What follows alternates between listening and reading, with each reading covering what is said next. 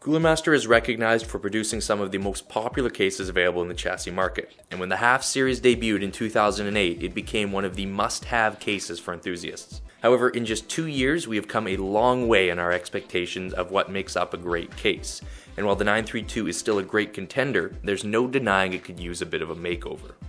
So here we have the HAF X, the latest evolution in the HAF series that promises to deliver the requirements of the modern enthusiast and spice up its looks.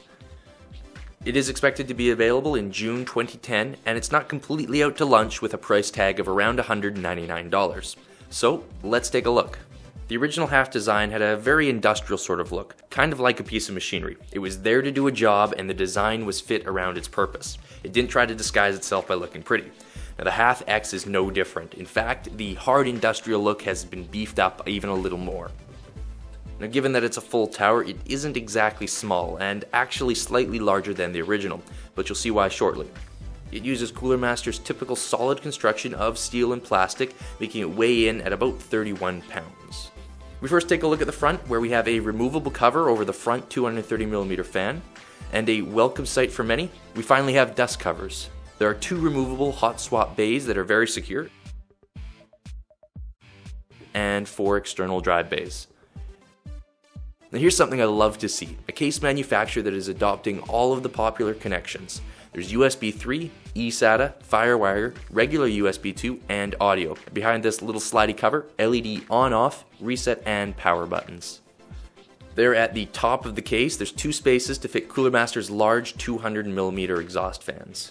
At the side panel, yet another 200mm intake fan, and that tiny little square window has been expanded, but unfortunately it doesn't show off much more of the internals.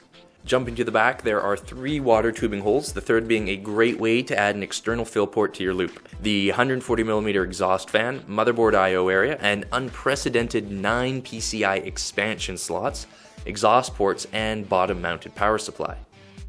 Moving into the case, you'll see that the intake fan does have a dust filter, and it also includes this shroud in order to direct air onto the video cards. We're going to take a quick detour here to the accessories because Cooler Master has included a few different items.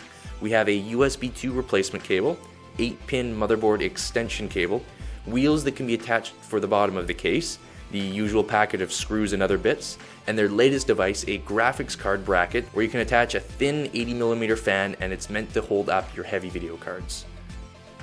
At first glance, something definitely looks off about this interior.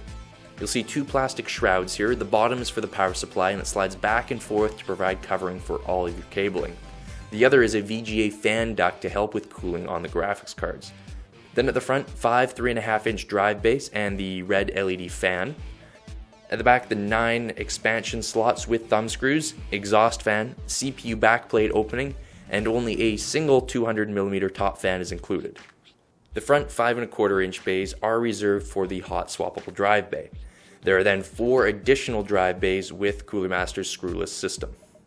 This I foresee being a bit of a hassle. All of those front connections mean all types of connectors internally that are going to have to go somewhere.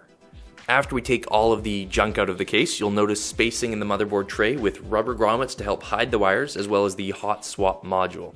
As we see, one of Cooler Master's focuses with this case was to make it more water cooling friendly. Notice at the top the bars underneath the fans. You'll now be able to fit up to a 360mm radiator internally, which is great news for water coolers. The top piece comes off with just a few clips, and hey, it looks like they've learned their lesson, more dust filters. As well, you're able to easily remove cables of front connections you won't need in order to reduce some wire clutter.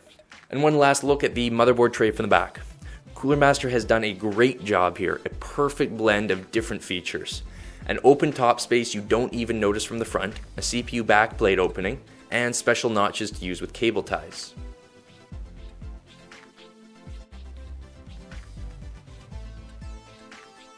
Again, the grommet holes and open space at the bottom. Also, the hard drive bays have been set forward to allow for rear mounted cables and cable storage.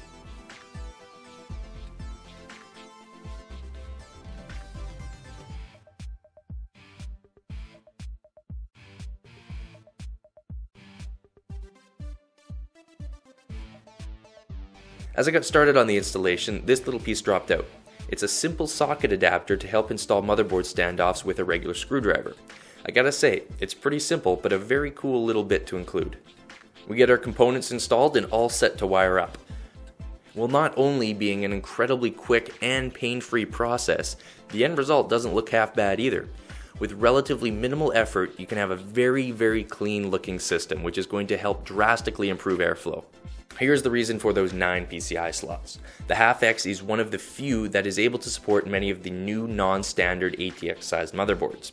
With the advent of Quad SLI and EVGA's XL ATX sized 4-way SLI motherboard, more space is going to be required for some of those serious systems. Great on Cooler Master for having the foresight to make a case that would be ready for it. Speaking of larger hardware, our dual GPU HD 5970 at over 11 inches long fits in just fine, though it'll have to do without the fan shroud. So we finally get to the hot swap trays, which are held in by 2 metal clips on the side of the tray. It easily comes out, and you'll see it supports both 2.5 inch and 3.5 inch drives.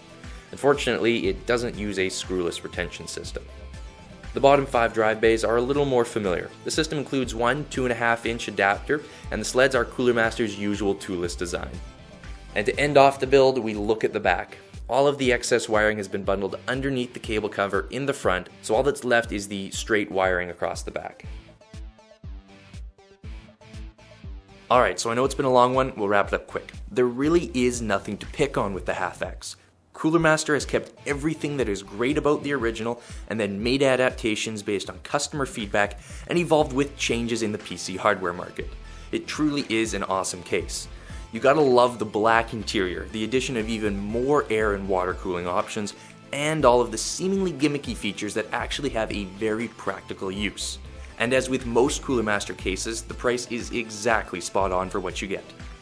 The only thing I could see going wrong for the HAF-X is the design may not appeal to those who are more concerned about smooth and sleek lines over functionality. The HAF-X more than deserves our damn good award, and it's likely to be the best case in its category that we review all year. Thanks for checking out the Hardware Canucks product showcase on the Cooler Master HAF-X, and let us know what you think about this case in the comments below. Also, don't forget to subscribe to get all of our video updates, and we'll see you next time.